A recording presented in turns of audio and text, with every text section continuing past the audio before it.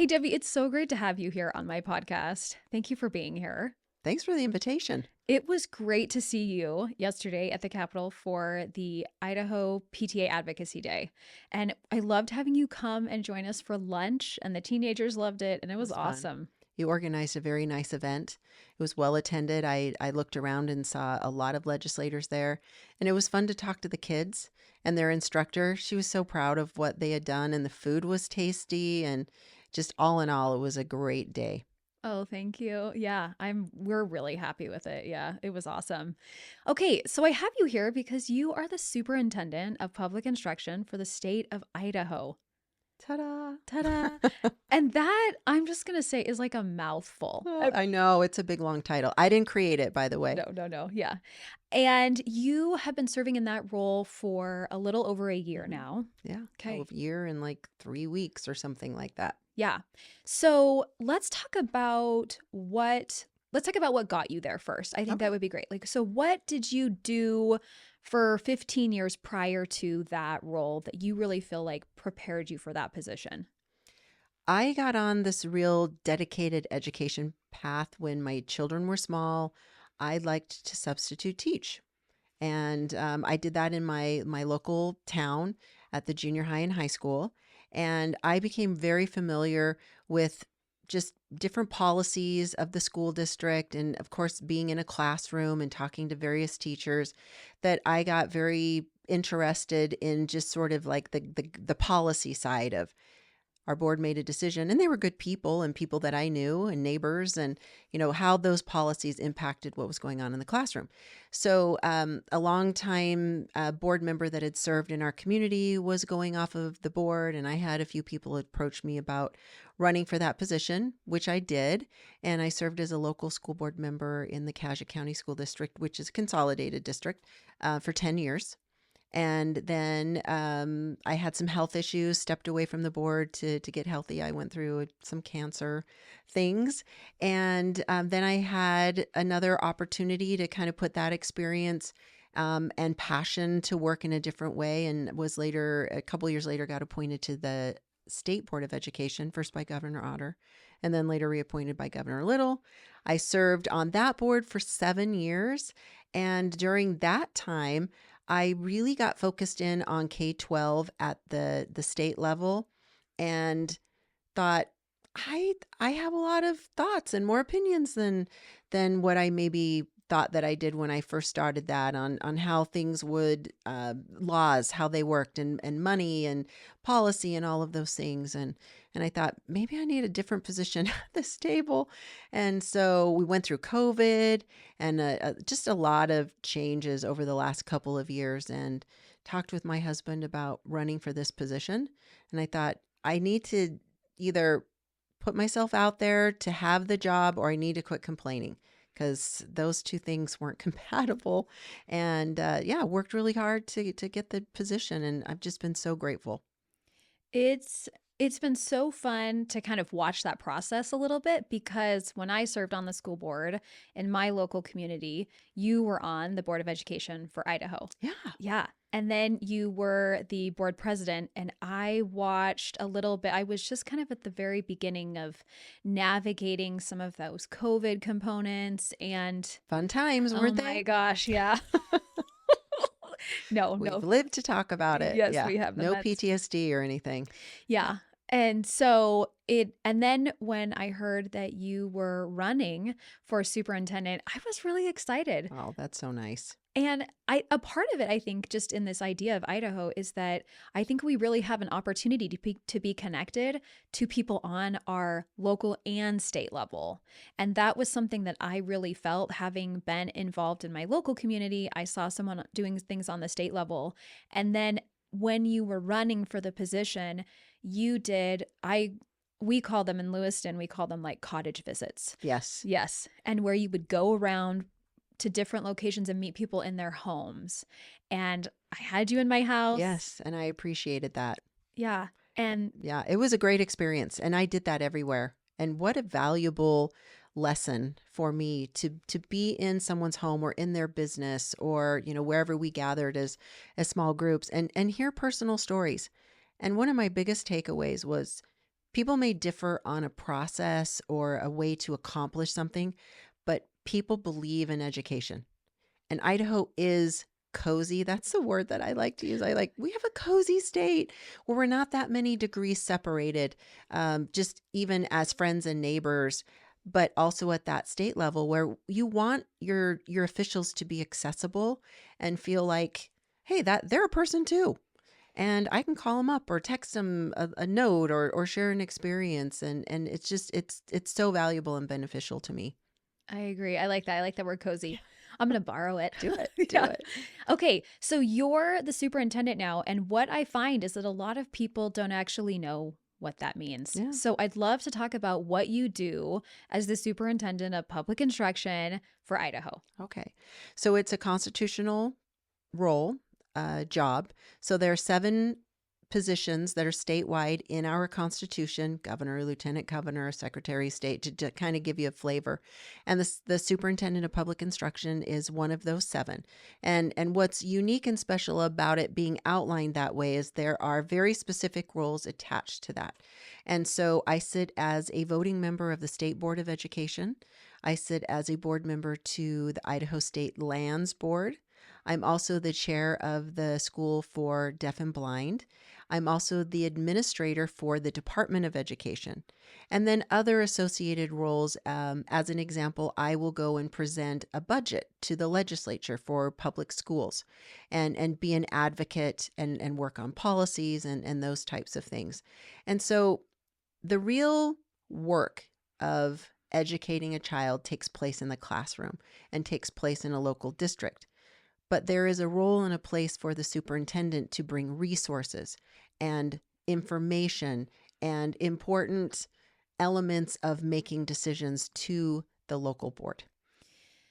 That was a lot of, that was a lot.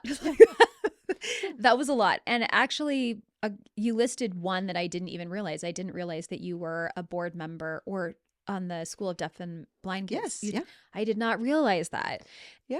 And so what how do you balance, or find harmony? That's how I like to say it, because for whatever reason, this balance thing for me is it's like one of my least favorite. I like to use the idea of harmony, because harmony is something where we bring in all sorts of, like in a music, at different times, different things are going to be louder or softer. So how do you find that harmony in all of those roles? Because some of those are political and some of those are like organizational leader components. Right. That's an ongoing process of trying to your point, to get all of those things to blend well. And there are times where some of those roles need more attention than others. One of the things that helps me in all of this is to have a good team. And I am grateful that part of the job allows me to bring people along with me. And so I was able to go and approach people that I had worked with, that I trusted, that had experience and knowledge, and get along with, and say, hey, want to come join this team and let's go do this journey together. So having people that I trust is so critical to any success that I have. And so we can, I can delegate all of those. Well, I don't delegate all of it, but there are certain parts of that we delegate out, and then we're always meeting as a team. And so that's really important. And then I think having had experience at a local level and then adding to that other state experience really offered me learning opportunities along the way. I think if I had just decided out of the blue, I think I'll run for state superintendent, I'd be absolutely drowning. I mean, the job is big enough anyway. But really having had experience and understanding of what we're trying to do, that helps as well.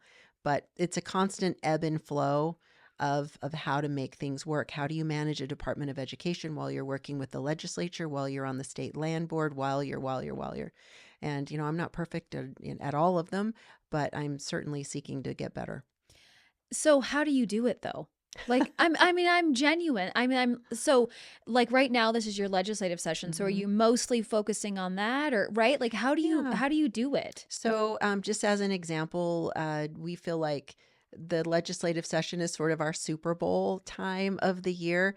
That 3 months of legislative work and the laws that come out of that, the money that's attached to the budget, that directs all the rest of the year and what we're doing. So we want to be available. We want to make sure that that's our primary focus. And so I limit my out of state travel, and not that I'm big on out of state travel. And I'm not talking vacations. I'm talking, about national conferences and other things that we do and get invited to. So we limit that during this time because I want to make sure that, I'm very present, and we'll limit school visits. I still traveling the state like I did as a candidate to a degree like that. But we'll really focus on that time and make that a priority. And then in the summer when school is out of session and they need less help or guidance or, whatever that looks support, then we might have more of our travel time or focus more on, policy work. And so we've kind of this last year, I'm acting like I've, got the experience of 40 years under my belt, but last year kind of gave us that opportunity to say, let's sort of chunk out what we prioritize in these seasons of sorts. And that in itself has been really helpful. Mm-hmm. And so then you have your legislative session. What do you do after that in terms of, because I know you travel around the state a little bit. So will you talk about that, what that looks like? Sure. So as soon as the legislative session is over, in fact, we're in the works of putting this together, but we do something that's called the post-legislative tour, where we go to every single region and then explain what just happened. And so we meet with our superintendents and school board members and business managers of our districts and then say, this is what the legislature did. This is what it means to education. This is what your funding's going to look like. Here's a new law. Here's something that got changed. That's really critical because not everyone is tracking it like we do in real time and maybe know all the nuances of everything. And then we're able to face-to-face meet with people, have the questions answered and that type of thing. And then in the mix of all of that, we're also wanting to go out and be present in schools. And that's been one of the best parts of this job. And I'll just quickly share an example. In October, I did I don't know if it's 3 or 4 day excursion where we left from Boise. It was my assistant and I, and she did all the driving. So I, thank her for that. And we planned this trip and we left from Boise and we drove by Horseshoe Bend and hung a right to go into Garden Valley. And we stopped at the school there. And then we went on to Loman, and there's a 1-room schoolhouse there, 3 children. They're all girls, and they all happen to be in the third, I want to say it now, I'm doubting myself. It was second or third grade. 2 of the students were absent that day. And so there's the teacher who's living in a very nice RV that's parked right behind the sort of playground area of this 1-room school.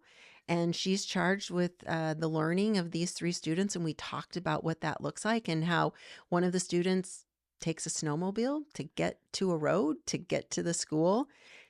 What a great experience for me to understand that when we're talking about policies and what we're trying to do statewide with education, we're impacting not only the kid in Boise or West Ada, but these 3 little girls that live on the side of a mountain that come to school every day. And so anyway, from there we went to Chalice and Salmon and Leadore. And, I got to Chalice and learned that the way that the playground is situated, kind of this dip in the grass, they have the fire department comes as soon as it's hard enough, cold enough to have a hard freeze.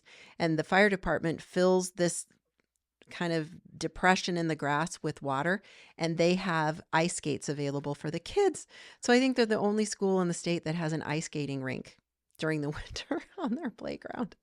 Isn't that great about Idaho? It is so I just great. love it. It is so great. And I love that you point out the story about these girls in Loman. I mean, for those who have social media, go look on Instagram because I saw that photo of you standing outside that red schoolhouse. Here we are. It was I know. So fun. It was way, way cool. And so that makes me, what percentage of our schools around the state are rural? 70% are classified as rural. And then on the other side of that, 60% of all of our student population lives in Boise and West Ada. So we have these kind of two side or ends of the spectrum, that most of our schools are, the number of schools are classified as rural, but most of our students live in our two biggest urban areas, or our one biggest urban area in those two districts. So 70% of our school districts are rural in the state of Mm-hmm. Idaho. And 60% of our 60% of the student population lives within West Ada and the And Boise Boise. school districts. Yeah. Whoa. So think about that in the whole scheme of how we make decisions. How do we fund schools? How do we support a uniform way of providing equal learning opportunities? It looks differently, and it should, because of the makeup of our state. And then you think we have got the geographic distance. So we've got school districts, not West Bonner, but Bonner's Ferry, that is just minutes from the Canadian border at the very north part of our state. And then you get close to like the Weiser area, and they're a border district next to Oregon. And then you go all the way to the south and east, and you get Westside School District that is just right on the border of Utah. And then over kind of in the Cache County area, you butt right up against Nevada. And so those create unique characteristics for those districts, in addition to just the unique factors of living in our state. So do you find that that's why it's this balance so often between state mandates for some components and then other things we say we really need to let our local school districts decide, because there's so much variance across what they're experiencing in the state? Just what you said. That's really why I want to protect and emphasize how important it is that local control really stays where it is. I don't know what I went to Loman, but I don't know what it's like to live in that community. Nor do I know what the feel of some of our smaller communities are. I can go and visit. But that's the beauty of the system that we have, that you're electing people that understand the needs of your own community. They know what it's like in your own backyard. They're going to make the decisions for your local school. It's a wonderful way to do it. Now, it creates challenges and it doesn't make things easy, but I think it's the best way to really honor what communities expect out of their schools. Mm-hmm. And I did just hear during Advocacy Day, and I probably shouldn't even say this because I'm not going to get it right, but something, because it's like I can't keep all the stats in the head at the I time, get right? it, yeah. But something about how our local school districts, that those districts within our community are taking at least, they're utilizing at least like half of our taxpayer dollars because of what they do and who they're serving and who they employ in some of these different areas. It was a big percentage. Just this idea that like it's really important for people to be paying attention to what's happening in their local communities, because the schools really are at the center of our communities. And that statistic isn't right. I'm acknowledging it's not 50%, but I get your point. yeah, but that it's just so important to be paying attention to these components, because the people who are leading them are making decisions that impact the entire community. I have believed this and still believe it, and I tout this all the time. The most important elections that impact all of us day to day are the local elections. Who's on your city council? Who's on your local school board? Who's your county commissioner? I care who is president of our United States. I care who is governor of our state. But when we're talking about day-to-day rules, regulations, etc., that really impact us, those local elections are so critical. I agree. Oh, yeah. Oh, 100%. 100%, Debbie. So you had said something, and I wanted to just give a definition to it, because I don't think this is something that people know very much about. So when we're talking about school districts, there's like the West Ada School District, and they've got, lots of high schools, and I think there's like 57 schools or something within West Ada. Wild. Yeah. It's a lot, right? And then, I came from Lewiston, and so there was the Lewiston School District. But then we have some of these joint school districts. And so you came from the Cache County joint, but then you used another phrase. I use consolidated. Consolidated. Yeah. What does that mean? So for Cache and other consolidated districts, rather than, it's a county-wide. And so you'll take 5 distinct communities in Cache, and each one of those are not their own school district. It's one district, one central office. So you can think of it similar to West Ada, but just on a smaller scale. Now, the reason I point that out is over in the Magic Valley area, Region 4, as far as the school region is considered, you don't see that very often. So if I'm leaving Cassia County, I'm going to drive by a lot of little school districts on my way to Twin Falls. I'm going to drive by Murtaugh and Hanson and Kimberly, Filer. All of those are their own school district. And this is one of those tricky areas where we talk about efficiencies within schools. And so, many people will say, well, why are those little towns their own school district? How do we, consolidate and put those together? There's definitely efficiencies that are gained. But then at the other side, I understand in a rural community that the school is really the heart of your town. And so for some, they feel like they're giving up that identity if they start to combine. And it can be, in some towns, those are really fighting words when you talk about combining schools into one school district. Yeah. So yeah, because I was driving past, or I looked it up, and saw that there were 5 high schools within Cassia. Is that what it? Yes, Mhm. 4 traditional high schools and 1 alternative school. Yeah. And that really surprised me. I mean, I thought, oh, I didn't realize that. And to your point, yeah, there's that big one, and then they're just, yeah, it was interesting. And I think Kaja has done a great job modeling how you can have very distinct communities combined into one school district. Where it gets dicey at times is when you go to pass a school bond. Many times those bonds are bigger than they might be if, you were one high school was its own school district, because you really have to satisfy the needs of many communities all at once, which frankly is no different than what West Ada or Boise has to do when you've got 57 schools. That just blows my mind. That's a lot of schools in a district. It is. I feel that way. Yeah. Yeah. Yeah. I feel that way. Okay. So, one of the things that I wanted to talk to you about was last year you helped pass the Parents' Bill of Rights. And so, I wondered if you would explain like what that does and how that helps parent in the education process. Thanks. I spent a lot of time thinking about how we empower parents. I know that word kind of gets well, first of all, it's taken on a negative connotation, which is unfortunate. And then I think it gets overused in kind of a cliche way. Truly, how we empower parents is connecting them with information and facilitating conversations that they feel like they have access to the resources and what they need to make their best decision. And schools are a part of that communication process. And so what I did was I worked with others as well, but I took a lot of years of experience in talking with parents who felt frustrated by a system or shut out of a system, or they were only engaged when somebody wanted their money. It's like, well, I want your money. I want you to contribute to the fundraiser.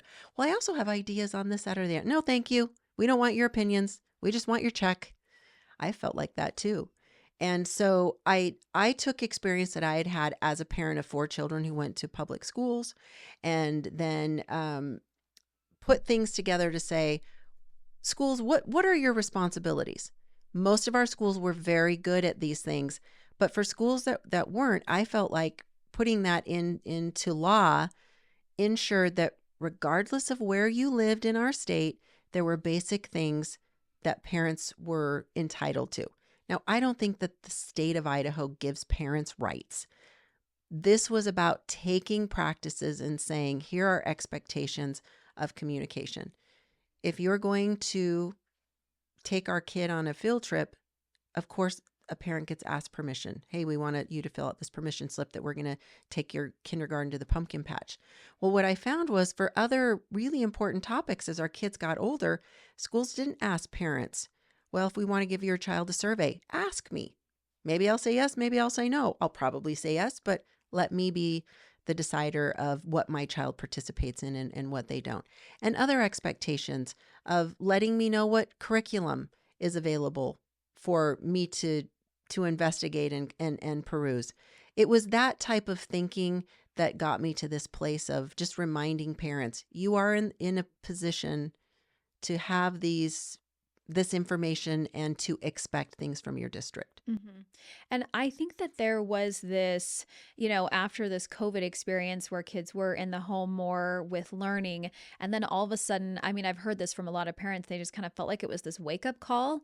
And it was what is Yeah. happening in the schools? And not that anything bad is happening in our schools, but maybe myself as a parent, I need to make sure. I should be checking in.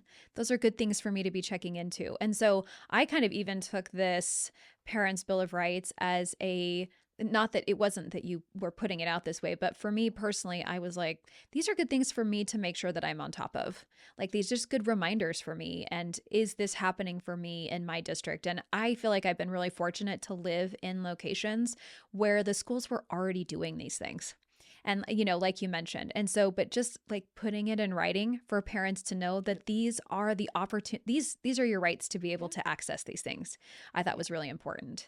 It surprised me in some ways, and I get it to an extent that some parents felt very shy or insecure and just lacked the confidence to go and ask some of the questions. I was like, no, you need to, you get to. This is your child. And so I appreciate that you saw another side of it. There were some that were like, you're just making this all about the parents and nothing about the teachers. No, no. There's responsibilities that go along with being a parent. And I really view the educational process or environment with as a three-legged stool. And if I've said this to you before, I'm sorry that I'm repeating it, but I'm going to say it again because I think it's important. You have the teacher who's the expert in the classroom. I am not, that's what their license is for. They're a trained professional and should be to teach and, help my child be able to learn. I expect that from them. They're the expert in the classroom. As a parent, I'm the expert on my child. I know my kid. I should know my kid. And then the third part of that is the child themselves. They have a responsibility to participate in the learning. It's not something that just happens. So when I take the expert in the classroom and combine that with the expert on the child, that's the perfect recipe to now create things that help my child, who's also a part of this, to be the most successful. And when we start seeing it as a tug of war of who knows more, whose rights are what, who's in charge, no, you have a role and I have a role. Let's combine those expertises. And now we've created something that makes my child be the most successful. Yes. I actually just had an experience of that recently where something was going on for my high schooler. And I was noticing that he, because all kids are different. And he didn't have the confidence to go and talk to his teacher. And I was getting messages from the teacher through him that not they weren't to me, but they were to him. And I was like, there's clearly something that's happening here. So I emailed the teacher. I said, hey, I'd like to meet in person. And these are the things that I'd like to address. And the teacher, I could tell, didn't. She just wanted to address them right there in that email. And so I thanked her for her response and said, thank you so much for this. I would like to meet in person. Good for you. And so then we went and I said, and I want my son there. I want him in this meeting too. And she's like, great. And I found out later per policy that a vice principal comes and attends the meeting. And I think that's great for the teacher to have support. Like, it didn't bother Sure. me. I was like, great, we're friends. That's a Right, not, right. that's a Yeah. not issue. So the thing that was so great about this meeting, and to your point of the three-legged stool, is that the teacher was there, the parent was there, and the student was there. And so we were able to have this conversation. And when it was over, I saw my student, when the meeting was over, get up and say, hey, Mrs. So-and-so, can I come meet you during this prep time to work on this thing? And she was so responsive. Like, she's like, yes, absolutely. I'd love that. And it was this opportunity for the three of us to come together to get on Nice. the same page and be supportive because, as you mentioned, we're all part of Yeah. this equation. Absolutely. And you build confidence and trust, that relationship between the parent and the teacher. I don't diminish the fact that many of our teachers feel under attack now. And I think they come at parent engagement or interactions from kind of a scared negative place, when in fact, most parents are there looking to the teacher, help me. Help me know how to help my child. Because again, you're the expert in the classroom. And then when you layer in, you know, my child wants to X, Y, or Z, they're feeling a little unsure about talking to you. That's that you're an expert on your child piece. And then we're able to actually solve some problems. It's a Yes. win-win. And that's how I like to approach these things. And I can think of so many times that I went to teachers of my children and shared that side of what you were sharing and saying, now you bring what you know to the table, and now we're going to get somewhere. Yes. It was interesting because in this specific scenario, the teacher had said very from a very genuine place, I wish that he would have come to me. Right. And my response was, me too, but that's not this kid.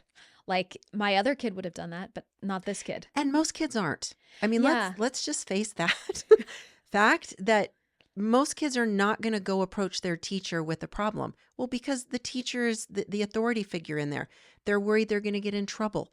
They're worried that maybe the teacher will go tell someone else. There's so many, I mean, their frontal lobes are not developed. They're kids. Most of the time, kids don't come to their parents who they love and trust and put a roof over their head.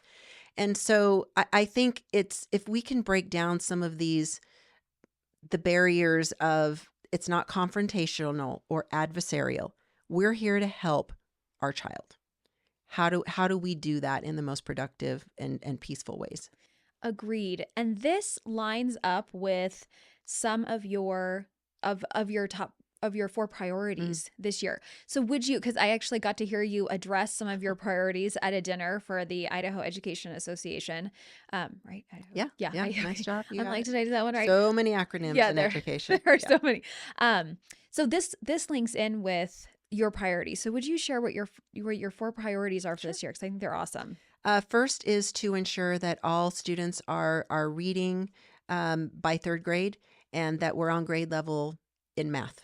Back to basics. I'm going to keep saying that over and over and over. We do a lot of great things, but we've got to prioritize where our money and our attention goes, and we've got to get our kids reading and doing our basic math at grade level.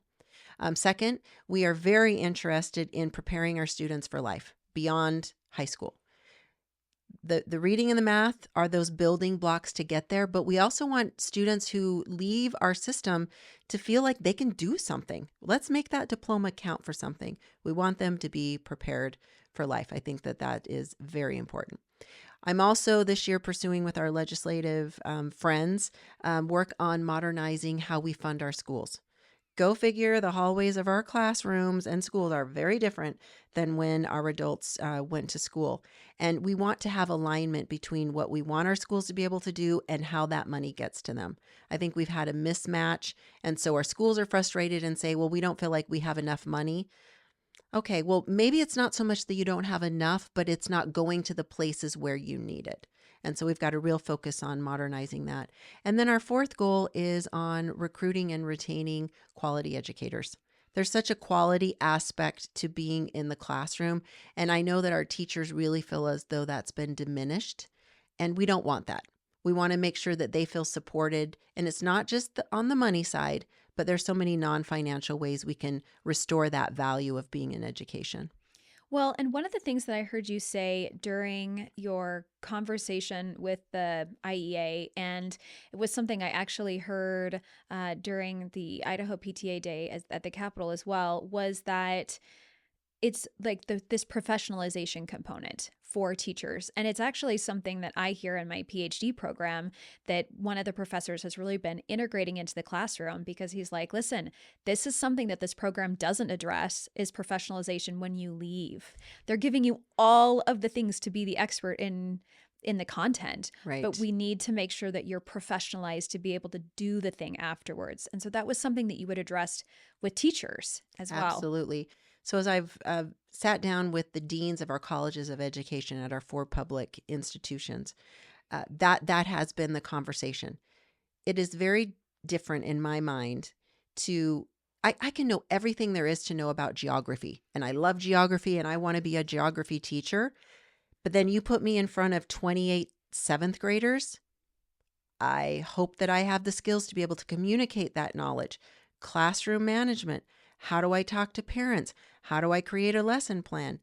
Those are very important components to me being an effective instructor, an effective educator. And it looks differently than just being in the front and lecturing the whole time. Our kids, they don't want that. And frankly, parents don't want that. They want someone that's more interactive. How do we create critical thinking? All of the things that I think we expect in our classroom today, and frankly, that our students really deserve. And so we're talking with our deans to understand where those gaps are so that we don't throw someone into a classroom. The data shows that 30% of teachers that come into the profession leave the profession within the first 3 years. Will you say that again? 30% of all new teachers who get into the classroom leave within the first 3 years. That type of turnover is not going to help us with student outcomes. If we are turning over 30% of our employees every 3 years, no wonder we're not getting to some of the achievement. Now, I have found that teaching is also one of the most fluid professions. People will get in and out, have a baby, want to raise a family, or, life circumstances. We're going out of state now. That aside, that doesn't account for 30%.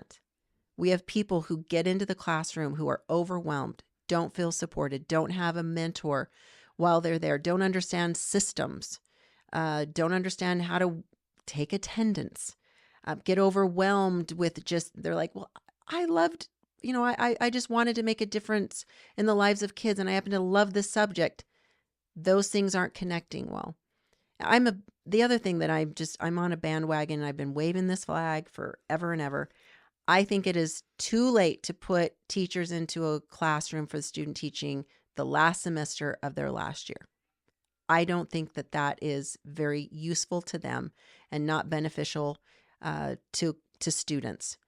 There's no time to then go back to your professor and say, hey, remember when you told me X, Y, and Z? Well, when I got in front of a bunch of 16-year-olds, that didn't work.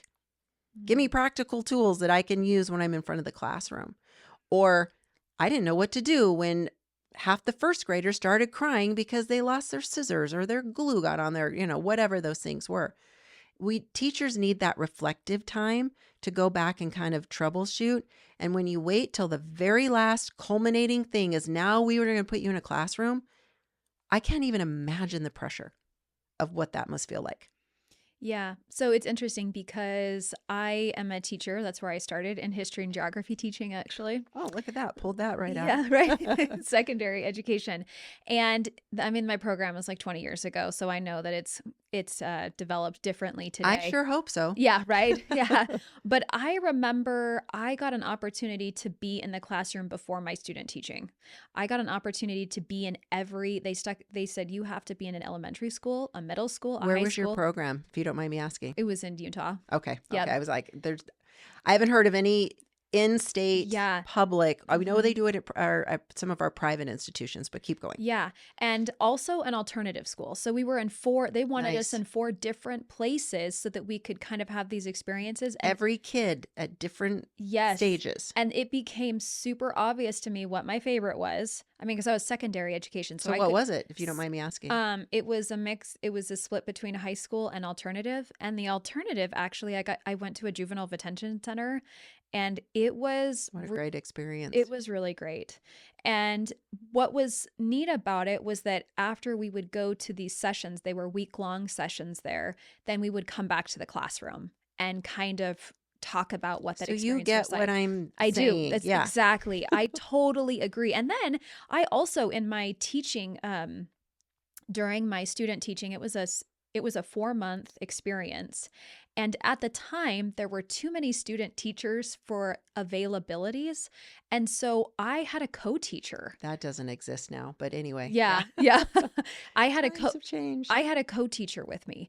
And so that was super cool to be able, and it just actually happened that she was a roommate one year. So we were actually really good friends, and we got to co-teach 10th and 11th grade high school history together. And it was awesome. And the thing that I liked about that was that I had I had the teacher, but then I also had a peer with me, and we were working on these things together. So helpful. Mm-hmm. Play off of each other, bounce things off. You can learn together. And then that's where that mentoring piece, I think, is so critical. Once we get teachers into the classroom, let's get them properly prepared so that they feel ready for the classroom. And then we're going to get you there as much as we can, and then we're going to help you to be successful and kind of get over that hump of figuring out how to get it all done. Yes. I love that you're working on that. That's so fantastic because just a big champion of education and teachers. And I really believe in them. And I'm so grateful for what they Absolutely. do. It's essential. I love Well, I teachers. mean, that's a teacher is the fundamental part of every other profession. I mean, it's learning. You've got to learn in order to do all of the other things. And so, I mean, they're the facilitator of everything that we have in society. Mhm. Okay. So at the end of every podcast, I like to do takeaways. I always do Okay. 2 takeaways. And so when I have a guest, when I do it solo, I have to do both of them. But I just love it when I have guests because then I offer the guest to do one. So and then I always say like, would you like to go first or do you want me to go I first? would love for you to go first so that I can learn from you. Okay. Oof. All right. So my takeaway is that are you wear a lot of roles, a lot of hats in this role that you play. There's a lot of components to balance or to harmonize really in what you do. And I think as I've been sitting here in this conversation, I have felt more gratitude for what you do. And I really felt like I knew a lot of what you did. And my knowledge has been expanded on what you do. And that it's very obvious to me that you have a team and that you're very intentional about working and to be aware of all of the different players within our education. And just the way that Idaho has it set up is unique. I know I didn't mention this part, but something that's interesting to me is that um, the position that you have, there are 12 states that elect a superintendent of public instruction, but 38 of the states actually appoint that position. And so, Good homework, Alexis. Nice. You get a gold star. well, thanks. You get a gold star. But that it's not just this organizational component, but it's also a political component because you're elected and it's something that you want to do and that you're passionate about it. And I look at your background, you're someone who like deeply cares, and that uh, quality I think is something that I try to find in my local leaders. And so like I think my biggest takeaway, sorry, I'm just doing this circle. You don't have to be so big, Debbie, in your takeaway, but my biggest takeaway is that it's essential to know what's going on in education on our local level because everyone is experiencing something different in Idaho because we're so unique around the state. I love that. And thank you for just summarizing so many pieces and so many layers to this position. And that's I like that. Yeah. Okay, my takeaway. Parents care. And I love it that you care. And I think you're such a great example and model of really where parents want to be. Not everyone is going to have the level of understanding that you do or the time to really dive into some of this. But one thing that every parent has is a love of their kid. And every parent wants their child to have access to all the opportunities. I have never met a parent that doesn't want the very best for their child, the very best teacher in the very best schools with the very best of all of those things. And the reason they want that is because they want their child to be set up for just good things of life. And so, when you share stories of going in and visiting with your child's teacher and just who you represent, the organization that you represent, I just love the reminder constantly that as parents, we may differ politically or we may differ on, a variety of things that we think are important. But what are those things that we have in common? We care about our kids and we can work together to make them successful. I love that. Thank you so much, Debbie. It's just been so great to have you. I've loved it. And I hope It's that so comfortable. And I realized I still had my name tag on from being at the Capitol today. So just in case you forgot who I was, yeah, it's there for all the people who are watching. I love it. yes. And so I appreciate you taking the time, and I really hope there's so many other things that I really want to talk with you about. So I hope Let's that you do it again. Yes, that's fantastic. And thank you for all you're doing for kids in Idaho in education. Right back at you.